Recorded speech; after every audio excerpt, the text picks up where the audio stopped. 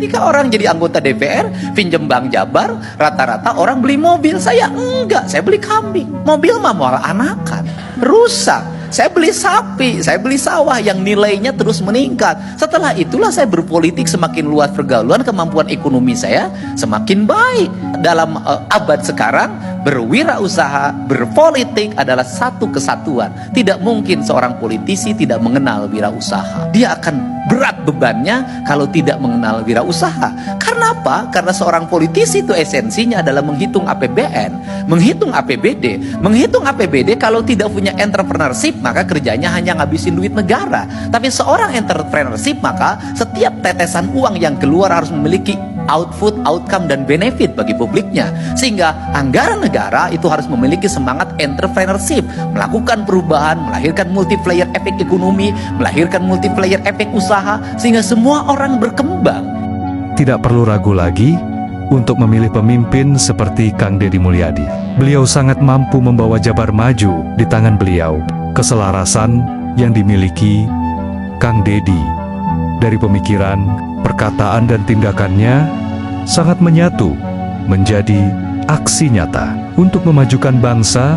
Makin hari ketika beliau berpidato semakin mengesankan, dan tindakannya juga selaras dengan omongan beliau. Jarang sekali pemimpin seperti ini di negeri tercinta ini. Bayangkan, tiap hari kita mendengar berita yang berisikan tentang korupsi, dan korupsi. Seolah-olah rakyat dijejali edukasi korupsi yang kian merajalela di negeri ini. Dan gilanya korupsinya tidak tanggung-tanggung. Nominal sebesar itu bisa buat ngasih makan seluruh rakyat Indonesia. Sekarang ini kita krisis pemimpin yang tegas dalam berbicara dan hebat dalam bertindak. Kebanyakan pemimpin di negeri ini cuma bermain retorika kata-kata dan lemah dalam tindakan nyata. Mungkin Kang Deddy Mulyadi adalah satu sosok calon pemimpin yang bisa mengubah arah demokrasi Indonesia menjadi lebih sehat dan berkembang. Beliau juga tidak cuma pandai beretorika saja, tapi tindakan nyatanya juga bukan main-main. Memang benar sekali kata Kang Deddy, ilmu politik dan wirausaha adalah satu kesatuan yang saling membutuhkan. Jika pemimpin tidak bisa berwirausaha, pasti dalam perhitungan anggaran dan mengelola agar tetap benefit juga kewalahan. Karena politik dan entrepreneur itu adalah komponen yang pas, yang bisa menstabilkan pemerintahan. Tapi ya bukan berarti nggak punya bakat entrepreneur, nggak pantas jadi pemimpin. Ya, nggak gitu juga. Buat gambaran bagi umat muslim, pasti paham kisah Nabi Muhammad yang sejak kecil menggembala domba.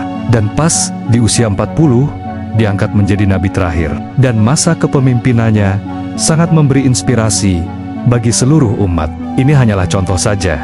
Kalau pemimpin harus punya jiwa entrepreneurship. Soalnya pemimpin tidak hanya mengarahkan tindakan manusia saja, tapi mengarahkan keuangan anggaran agar tetap surplus dan stabil. Karena menurut saya, jika selama 5 tahun Kang Deddy Mulyadi tetap konsisten dan memberikan yang terbaik untuk Jabar, bukan tidak mungkin dukungan dari arah manapun pasti datang untuk menjadikan pemimpin di masa yang akan datang. Semoga kawan-kawan di Kementerian Lingkungan Hidup yang menangani bidang penegakan hukum nanti segera bawa beko ke lokasi, bongkar dong, ya kan? Kalau dengan dibongkar maka masalahnya cepat selesai. Kalau disegel saja saya takut lupa.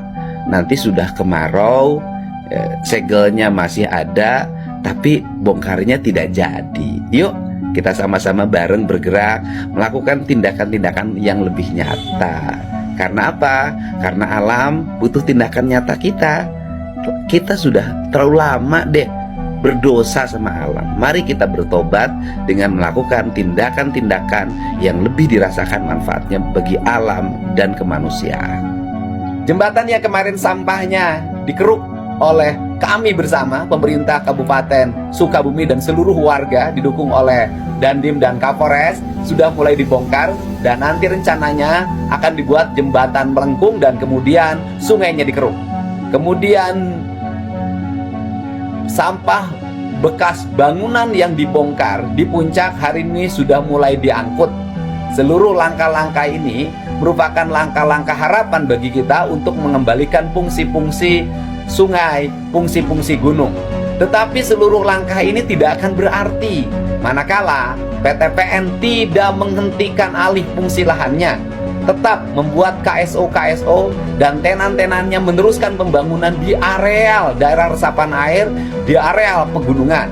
Kemudian juga perhutani terus melakukan penebangan pohon yang siap panen, yang tanpa memperhitungkan aspek lingkungan yang akan terjadi, sehingga seluruh kegiatan kami ini akan menjadi sia-sia. Dan selanjutnya adalah mari kita berhitung bersama berapa hasil dari sewa lahan tersebut, berapa triliun yang didapat, berapa hasil dari penebangan pohon itu, berapa triliun yang didapat. Bandingkan dengan pengeluaran pemerintah Provinsi Jawa Barat, pemerintahan Kabupaten Bogor, pemerintahan Kabupaten Bekasi, pemerintahan Kabupaten Karawang, pemerintahan Kota Depok, pemerintahan Kota Bekasi, Kabupaten Cianjur, Kabupaten Bandung, Kota Bandung yang mengalami musibah akibat longsor, akibat banjir. Kalau disatukan melebihi angka penjualan dan sewa dari tanah tersebut.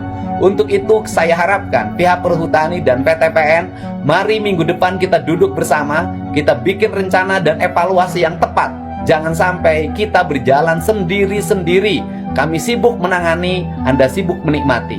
Untuk itu mari kita bangun langkah ini bersama. Kalau Anda semua berkomitmen demi bangsa, demi negara, demi masyarakat, dan demi lingkungan, saatnya kita menyadari akan tindakan yang kita lakukan bahwa itu menimbulkan kerusakan lingkungan dan kerugian bagi masyarakat, bangsa, dan negara.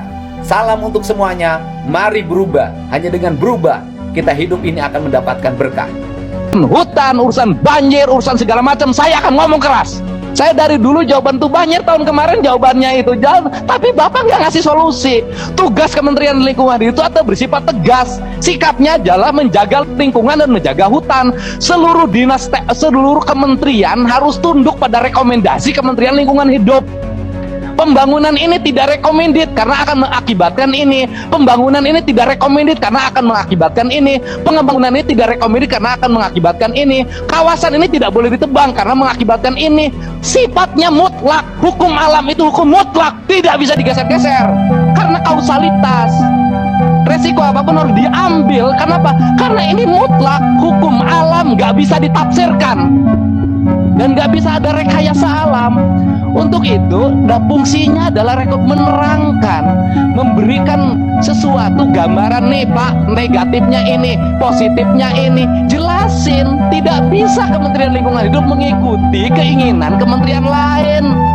Kan seluruh kebijakan harus ada rekomendasi analisis dampak lingkungan.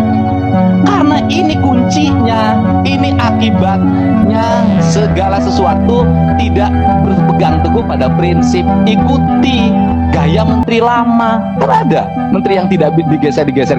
Siapa? Pak Prakosa. Ikuti dia, punya prinsip. Karena apa? Karena ini legacy. Kalau digeser, ini Pak, oh iya Pak, kalau bangun ini, oh boleh Pak, oh boleh Pak, ini datang lagi ini, boleh Pak, boleh Pak. Lah ya nggak usah sekolah di eksak Pak, sekolahnya di sosial aja. Nggak usah sekolah fisika, nggak usah belajar kimia, nggak usah belajar matematika. Karena lingkungan hidup itu fisika, kimia, matematika, dan biologi inti ilmunya. Sudah aja belajar ilmu sosial dan ilmu politik. Selesai Pak, sudah dirjen, nanti dijabat oleh politisi biar disesuaikan dengan keinginan dan kebutuhan serta perkembangan. Kan rusak negara ini Pak. Saya jawaban itu dari dulu Pak, udah dapat. Bapak ngapain disuruh ke sana kalau jawabannya itu? Saya tuh ingin dari dulu tuh jujur deh, Kalimantan, apa yang harus kita pertahankan hari ini? Ruas hutannya berapa lagi? Ini kunci, jebret. Bagaimana cara nguncinya? RUTR-nya selesai. Tapi kalau nanti tiap tahun musim ini curah hujannya tinggi, belum tinggi curah hujan Pak, belum. Curah hujan tinggi itu nanti Januari. Sekarang mah masih persiapan hujan. Ini Pak, ini saya agak keras ngomong ini karena sudah menyangkut prinsip-prinsip yang rakyat harus, yang merasakan terus-terusan dikasih logika. Yang menderita itu kan orang sana yang lama di sana, sudah nggak kebagian penghidupan, sudah habis kawasannya, sudah kebagian banjir. Tapi kan yang kaya-kaya bisa tinggal di Jakarta, bisa tinggal di Singapura, orang sana Pak. Ini loh Pak, ini yang saya ingin para dirjen ini kembalilah pada nilai akademik keilmuan yang independen. Dari independensi itu tetap harus disajikan. Persoalan nanti mau dipakai enggak, Bapak nggak berdosa Pak. Gitu loh. Fisika nggak boleh mengikuti keinginan sosial, nggak boleh, nggak boleh. Makanya harus netral fisika itu. Bayangin kalau matematika 4 tambah 4 berapa? Ya nanti kita pikirkan gimana caranya jadi 9. Kan susah, rusak. Terima kasih Pak.